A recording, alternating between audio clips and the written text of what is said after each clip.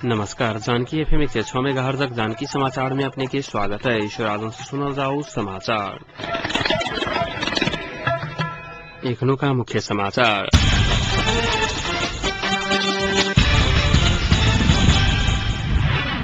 सिरहाक लहान में कांग्रेस कार्यकर्ता सुरक्षाकर्मी बीच सड़क 12 गोटे से बेसी व्यक्ति घायल।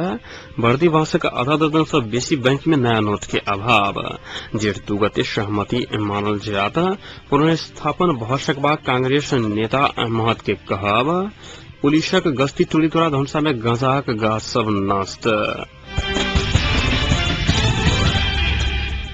सिरहाक लहान नगर पालिका में ताला लगाकर आंदोलन कर रहल नेपाली कांग्रेस कार्यकर्ता सुरक्षाकर्मी बीच आई भोट भेल झड़प में 12 गोटे से बेसी कांग्रेस कार्यकर्ता सब घायल भेल अछि। घायल सबके उपचार के लहान अस्पताल पठाओल गेल पुलिस जनौलक अछि। सुरक्षाकर्मी ऊपर पाथर प्रहार कला बाद पुलिस बाध्य भऽ लाठी आंसू गैस प्रहार केने बड़ा प्रहरी कार्यालय लहानक प्रहरी निरीक्षक अंधर केन्द्र खतिवड़ा जानकारी देलखिन। नगर पालिका के कार्यकारी अधिकृत राम कुमार महतो केने भ्रष्टाचार के छानबीन कर समिति गठन आ एकीकृत संपत्ति कर खारिज के मांग करत कांग्रेस एक हफ्ता से आंदोलन करत नगरपालिका के कामकाज ठप केने अछि।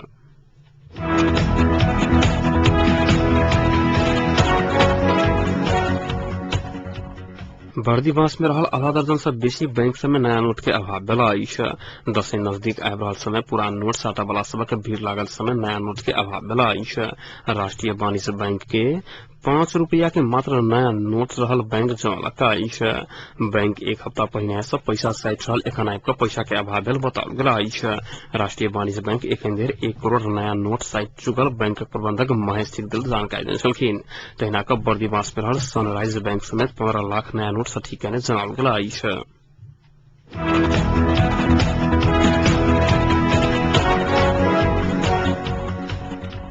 नेपाली कांग्रेस केंद्रीय सदस्य डाक्टर प्रकाश शरण महत जेठ 2 गते भेल सहमति अनुसार संविधानक सब विवादित विषय में सहमति बनल तऽ संविधान जारी करल लेल संविधान सभा पुनर्स्थापन कयल जा सकैया बतौलखिन। रिपोर्टर्स क्लब कहने आई साक्षात्कार में कांग्रेस भीतर पुनर्स्थापन या निर्वाचन के दोनों विकल्प खुला रहल कहैत अपन पार्टी के किछु नेता प्रधानमंत्री बने के लोभ में पुनर्स्थापन में लागल आरोप के विषय में वो अपन पार्टी सरकार के नेतृत्व करवा लेल खुशी मनायत परत टिप्पणी कयलखिन। ओ प्रतिपक्षी दल से बाध्यकारी अवस्था सिर्जना नहीं करत है मोबाइल सत्ता कब्जा नहीं छोड़त आ सरकार विरुद्ध कड़ा आंदोलन के विकल्प रहल दावी कयलखिन। साक्षात्कार में सिंचाई मंत्री महेंद्र यादव जेठ 2 गते के सहमति मधेसी मोर्चा के मान्य निहत भेल कहैत संविधान सभा पुनर्स्थापन के कोनो अस्तित्व नहीं रहल बतौलखिन। वो निर्वाचन गतिरोध अंत्य के निकास रहल कहैत निर्वाचन सुनिश्चित करे जकार सहमति को मधेसी मोर्चा सरकार परिवर्तन के पक्ष में उठत बतौलखिन। यादव सरकार के लिए मोर्चा सहित छोट दलक दावी प्रस्तुत कर प्रमुख 3 दलक पाड़ खत्म भ चुकल बतौलखिन। नेकपा माओवादी के केंद्रीय सदस्य नारायण दास संविधान सभा के विवादित विषय में सहमति नहीं भऽ सत्ता परिवर्तन होबा नहीं सकत ठोकुआ कयलखिन।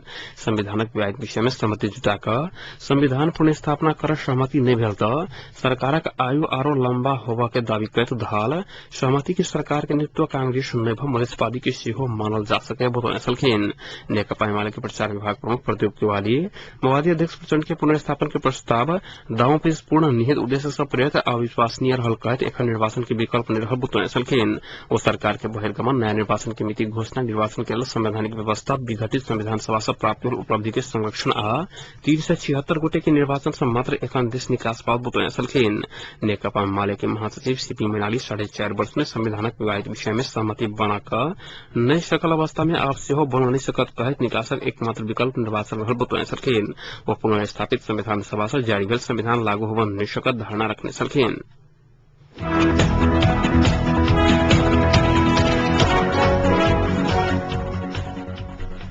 धनुषाक सवैला में पुलिस गांजा के गाछ नष्ट कयलक अछि।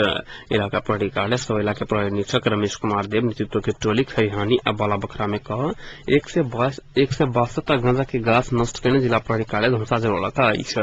पुलिस के अनुसार सवैला से गश्ती के लिए ग्रामीण क्षेत्र में गेल टोली धनुषा के बाला बखरा गांव वार्ड नंबर 4 में रहल शिव मंदिर आगू लगाओल गेल गांजा के गाछ नष्ट कयलक अछि। तहिना का वह टोली खरियानी गांव वार्ड नंबर 5 खरियानी गांव में रहल कुट्टी आगू लगाओल गेल गांजा के गाछ सब नष्ट कयलक अछि।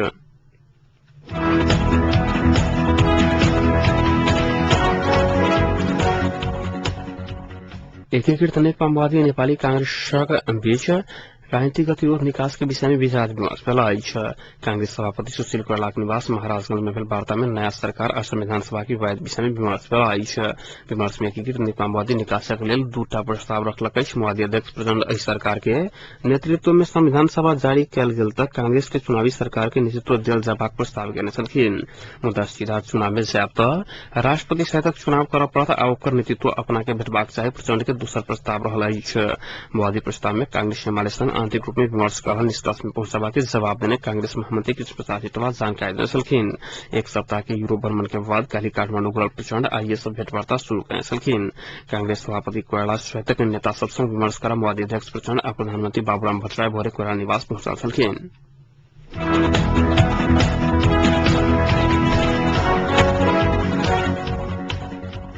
हिन्दू सभक महान पावन विजयादशमी के आई दोसर दिन चंद्रघंटा देवी के पूजा अर्चना कऽ मनाओल गेल अछि। आई भिनसरे सँ देशभर के विभिन्न मठ मंदिर आ शक्तिपीठ समेत दर्शनार्थी सबके भीड़भाड़ देखल गेल छल। आश्विन शुक्ल प्रतिपदा सँ शुरू भेल दशे पूर्णिमा धरि परंपरा अनुसार दुर्गा भवानी के पूजा आराधना कऽ हर्षोल्लास के संग मनाओल जाइत अछि। तहिना आई जनकपुर में सेहो चंद्रघंटा देवी के पूजा धूमधाम के संग मनाओल गेल अछि। आई भिनसरे सँ भक्तजन सबके दुर्गा के स्वरूप के पूजा भक्तिपूर्वक कऽ मनौलक अछि। जनकपुर शक्तिपीठ समेत पूजा करक लेल भिनसरे सँ भक्तजन सबके ऑनलाइन लागल छल। महावीर युवा कमेटी के आयोजना में भरल दुर्गा पूजा में राजवी मंदिर के नवकनिया जकाँ सजाओल गेल अछि।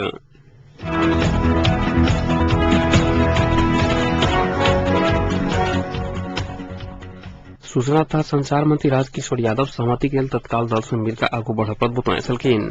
5 दुबई भ्रमण संबंध का आज स्वदेश छोड़लाक बाद त्रिभुवन विमानस्थल में पत्रकार सम्मेलन करते यादव संविधान सभा के विघटन के संगे देश संवैधानिक तथा राजनीतिक संकट अभिव्यक्त बन गेल कहैत तत्काल दल सब मिला के विकल्प नहीं रहल बतौने छलखिन। यादव देश में जारी संकट समाधान नहीं भ आर्थिक रूप में समुन्नत नहीं हेबाक धारणा रखने छलखिन। मंत्री यादव बाहरी देशक समृद्धि आ विकास देखला पर अपने देश के ओहन बनावा के आशा रहल बतौने छलखिन। 2015 धरि नेपाल सैटेलाइट लॉन्च करत ओहि काज के दुबई सेहो सहयोग करत मंत्री यादव जानकारी देने छलखिन। इंटरनेशनल टेलीकॉम यूनियन आयोजना केने सम्मेलन में भाग लेबा मंत्री यादव शनि दिन दुबई गेल छलैथ। सम्मेलन में 140 देशक प्रतिनिधि सभक सहभागिता में टेक्नोलॉजी के सुविधा विस्तारक विषय में विमर्श भेल छल। दुबई में 2020 ट्रेड इंटरनेशनल एक्सपो होबय लागल अछि जाहि में नेपाल सेहो सहयोग करत।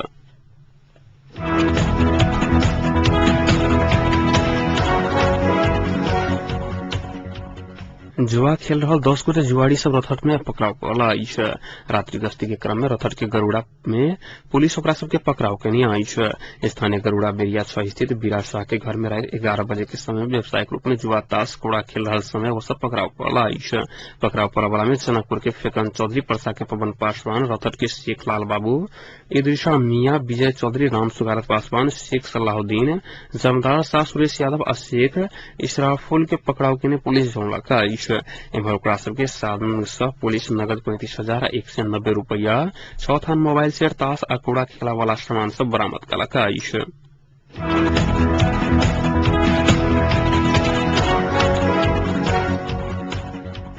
नेपाल आयल निगम आगामी अगहन 1 गते से मात्र कार्ड प्रणाली से खाना बनावे वाला गैस वितरण करत।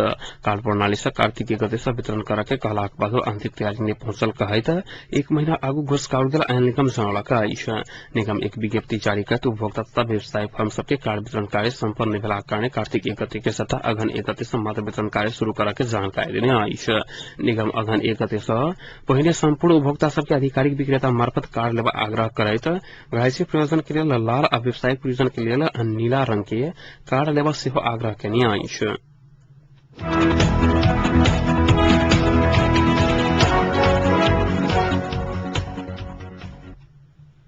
आई आ काल्हि देश भर के 6 महीना से 5 वर्ष तक के करीब 37 लाख बाल बच्चा के विटामिन एक कैप्सूल खुआल जात।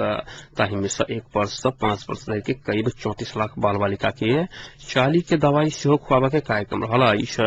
स्वास्थ्य तथा जनसंख्या मंत्रालय के नियमित कार्यक्रम अंतर्गत देश के 75 जिला के धियापुता सबके विटामिन ए कैप्सूल आ 40 के दवाई खुआबा लागल अछि।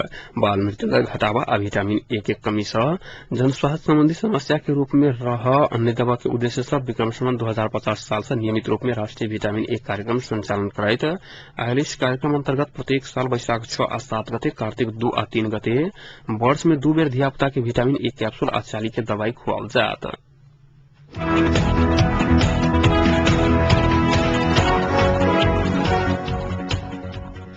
अब अंतर्राष्ट्रीय प्रसंग संयुक्त राष्ट्र संघक सुरक्षा परिषद के 5 नया अस्थायी सदस्य के लिए आई मतदान भरला भारत, कम्बोडिया, जर्मनी, पोर्चुगल और दक्षिण अफ्रीका के सदस्य सबके कारण यह 31 दिसंबर से संपन्न होगा लगला कारण नया सदस्य के निर्वाचन होगा लगला नया सदस्य के दौड़ के लिए अर्जेंटीना, ऑस्ट्रेलिया, भूटान, फिनलैंड, कोरिया लगायत देश मैदान में रहला ऑस्ट्रेलिया 4 बेर और फिनलैंड 2 बेर परिषदक अस्थायी सदस्य बन चुकला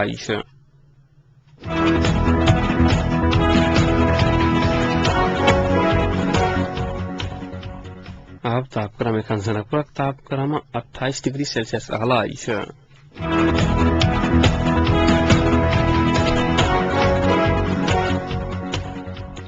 प्रमुख समाचार अंत में पुनः एक बेर फेर से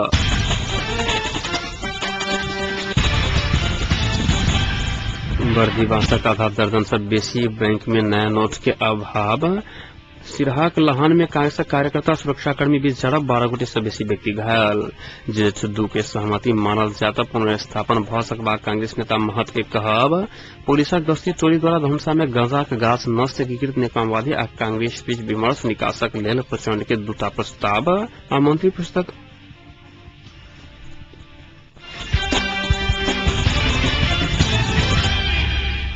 एक संग एक नुका जानकी समाचार तय संपन्न हुई पुनः 9:55 में जानकी समाचार संग उपस्थित रहेगा करब तारीख ले सुनते जानकी FM 106 मेगाहर्ट्ज। नमस्कार।